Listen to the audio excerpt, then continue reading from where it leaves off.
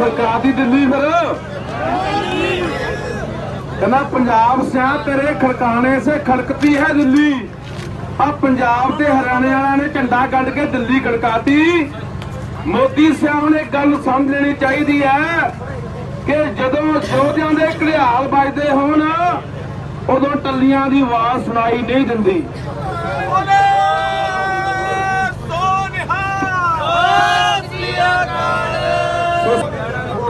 ते 2 मिनट ही मैं अपनी गल निबेड़ देनी है। मैनू तो बोल लैण दो, कोई गल नहीं। 2 मिनट क्या, मैं 5 मिनट बोल, कोई गल गल साफ है। मैं इत्थों थल्ले बैठा वार-वार गल्लां जिहड़ियां आउंदियां ने मैं उही करनियां ने। किसानी नाल संबंधित, कानूनां नाल संबंधित गल्लां वो लगातार तुसीं सुन रहे हो। तो मैं एक गल तां इह कहनी चाहुंदा कि इह जिहड़ा संघर्ष है ना, जिन्ने भी किसान आगू है सत्कारयोग है। लंबा संघर्ष जिहड़ा लंबा तजर्बा उन्हां दा, सिर मत्थे उन्हां दे संघर्ष नूं सलाम है।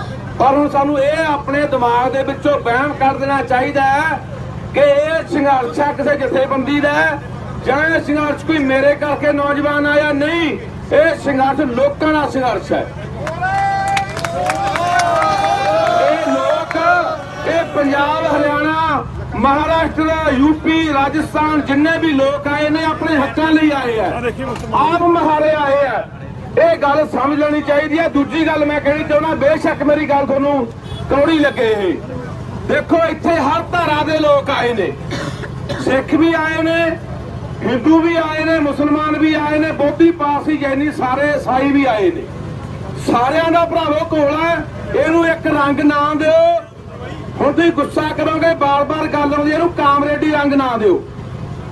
ਤੁਸੀਂ ਮੇਰੀ ਗੱਲ ਦਾ ਗੁੱਸਾ ਕਰਨਾ, ਮੈਂ ਤੁਹਾਡਾ ਸਤਿਕਾਰ ਕਰਦਾ। ਮੈਂ ਕਾਮਰੇਡਾਂ ਨੂੰ ਸਲਾਮ ਕਰਦਾ। ਤੁਹਾਡਾ ਵੀ ਸੰਘਰਸ਼ ਆ, ਕੋਈ ਤੁਹਾਡੀ ਬੇਇੱਜ਼ਤੀ ਨਹੀਂ ਕਰਦੇ, ਕੋਈ ਤੁਹਾਡਾ ਇਹ ਨਹੀਂ ਸਾਡੇ ਜਿਹੜਾ ਸਤਿਕਾਰ ਹੈ ਨਹੀਂ। ਪਰ ਰੰਗ ਇੱਕੋ ਨਾ ਦਿੱਤਾ ਜਾਵੇ। ਇਹ ਰੰਗ ਤੁਸੀਂ ਦੇਖਦਾ, ਸਾਰੇ ਰੰਗਾਂ ਦੀ ਦੁਨੀਆ ਇੱਥੇ ਆਈ ਆ ਭਰਾਵੋ। ਮੈਂ ਸਪੈਸ਼ਲ ਧੰਨਵਾਦ ਕਿਉਂ ਕਰਨਾ ਚਾਹੁੰਦਾ ਹਰਿਆਣੇ ਵਾਲਾ। ਮੈਂ ਪੰਜਾਬ ਵਾਲਿਆਂ ਨੂੰ ਕਹਿਣਾ ਚਾਹੁੰਦਾ, ਪੰਜਾਬ ਵਾਲਿਓ, ਸਾਡੇ ਆਗੂ, ਸਾਡੇ ਲੀਡਰ, ਸਾਡੇ ਜਥੇਬੰਦੀਆਂ ਭਾਵੇਂ ਘੱਟ ਬੋਲਣ, ਟਾਈਮ ਵੱਧ ਹਰਿਆਣਾ ਨੂੰ ਵੱਧ ਦਿੱਤਾ ਜਾਵੇ। ਕਿਉਂ? ਕਿਉਂਕਿ ਪਤਾ ਕੀ ਕਾਰਨ ਹੈ, ਜਦੋਂ ਆਪਾਂ ਹਰਿਆਣੇ 'ਚ ਬੜੇ ਆ ਨਾ, ਤੇ ਸਭ ਤੋਂ ਮੁਰੇ ਇਹ ਆਪਣੇ ਟਰੈਕਟਰ ਲੈ ਕੇ ਕਰਾਹ ਪਾ ਕੇ ਆਏ ਖਾਲੀਆਂ ਭਰਨ। ਇਹਨਾਂ ਨੇ ਆਪਣੀਆਂ ਗੱਡੀਆਂ ਵੀ ਤੁੜਵਾਈਆਂ ਨੇ। ਤੁਸੀਂ ਹੋਰ ਦੇਖੋ, 302 ਦੇ ਪਰਚੇ, 307 ਦੇ ਪਰਚੇ ਹਰਿਆਣੇ ਵਾਲਿਆਂ ਤੇ ਹੋਏ ਆ, ਪੰਜਾਬ ਵਾਲਿਆਂ ਦੇ ਵੀ ਹੋਏ ਆ। ਪਰ ਹਰਿਆਣਾ ਪੰਜਾਬ ਦਾ ਛੋਟਾ ਭਰਾ ਮੇਰਾ ਵੀਰ, ਇਹ ਸਟੇਜਾਂ ਤੋਂ ਬਿਰਤਰੇ ਨਾ ਕੀਤੇ ਜਾਣ।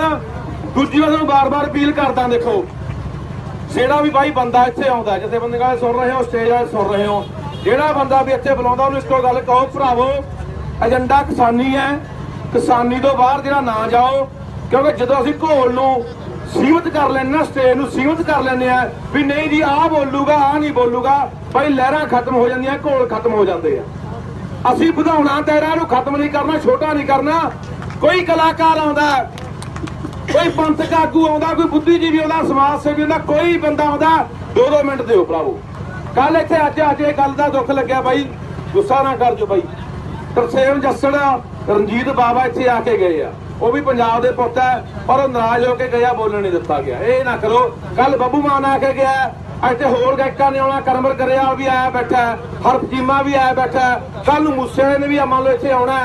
ਸਾਰੇ ਸਤਿਕਾਰਯੋਗ ਨੇ। ਬਾਈ ਨੇ ਕਹਿੰਦੇ ਬਹੁਤ ਵਧੀਆ ਗੱਲ ਬੋਲੀ ਵੀਰ ਸਿੰਘ ਨੇ ਕਿ ਸਾਡੇ ਬਖਰੇਵੇਂ ਹੋਣਗੇ, ਠੀਕ ਹੈ, ਮੇਰੇ ਵੀ ਹੋਣਗੇ, ਤੁਹਾਡੇ ਨਾਲ ਬਹੁਤ ਹੋਣਗੇ। ਇਹ ਆਪਾਂ ਪੰਜਾਬ ਜਾ ਕੇ ਨਿਬੇੜ ਲਈਏ ਯਾਰ। ਇੱਥੇ ਆਪਣਾ ਦਿੱਲੀ ਨੂੰ ਆਪਾਂ ਜਲੂਸ ਕੱਢ ਕੇ ਨਾ ਦਿਖਾਓ।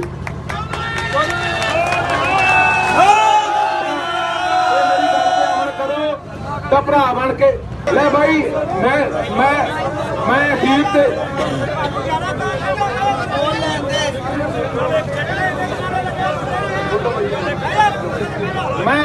ਮੈਂ ਯਾਰ ਅਖੀਰ, ਉਹ ਯਾਰ ਬਾਈ ਇੱਕ ਮਿੰਟ,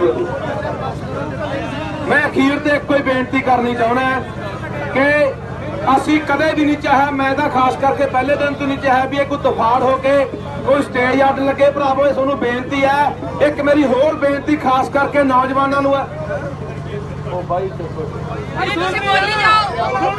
ਮੇਰੀ ਨੌਜਵਾਨਾਂ ਨੂੰ ਖਾਸ ਅਪੀਲ ਹੈ ਕਿ ਤੁਹਾਡੇ ਜੋਸ਼ ਹੈ, ਪਰ ਮੇਰਾ ਵੀਰ ਹੋਸ਼ ਤੋਂ ਵੀ ਕੰਮ ਲਿਓ। ਕੱਲ ਇਥੇ ਨੌਜਵਾਨਾਂ ਨੇ ਗੋਦੀ ਮੀਡੀਆ ਵਾਲੇ ਆਏ ਸੀਗੇ, ਉਹਨਾਂ ਦੀ ਮਾੜੀ ਮੋਟੀ ਛਤਰਾਲ ਕਰਤੀ। ਛਤਰਾਲ ਨਹੀਂ ਆਪਾਂ ਕਰਨੀ, ਉਹਨਾਂ ਨੇ ਉਲਟ ਖਬਰ ਚਲਾਉਣੀ ਆ। ਉਹਨਾਂ ਨੂੰ ਬੁਲਾ ਕੇ ਗੋਦੀ ਮੀਡੀਆ ਨੂੰ ਇਧਰ ਸਾਹਮਣੇ ਨੰਗੇ ਕਰੋ। ਨੰਗੇ ਭਾਵ ਉਹਨਾਂ ਨੂੰ ਸਾਹਮਣੇ ਮੂੰਹ ਦਾ ਗੱਲਾਂ ਦੀ ਛੱਤਰ ਮਾਰੋ ਕਿ ਗੋਦੀ ਮੀਡੀਆ ਕੀ ਕਰ ਰਿਹਾ ਹੈ। ਇਹ ਗੱਲ ਦਾ ਖਾਸ ਖਿਆਲ ਰੱਖਣਾ। ਇੱਕ ਮੇਰੀ ਹੋਰ ਬੇਨਤੀ ਹੈ, ਆਪ ਮਹਾਰੇ ਨਾ ਮੇਰਾ ਵੀਰ ਹੋਇਓ।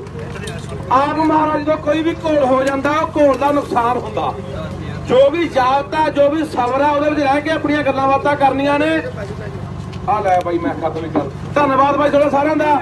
ਹੁਣ ਮੇਰਾ ਵੀਰ ਇਹੀ ਬੇਨਤੀ ਹੈ, ਜਿਹੜਾ ਵੀ ਆਉਂਦਾ ਭੈਣ ਆਈ ਆ ਗਾਉਣ ਵਾਲੀ ਕਲਾਕਾਰ ਭੈਣ ਹੈ ਜਾਂ ਹੋਰ ਵੀ ਆਉਂਦਾ, ਬਾਈ ਬਣ ਕੇ 2 ਮਿੰਟ ਸਾਰਿਆਂ ਨੂੰ ਦੇ ਦਿਓ।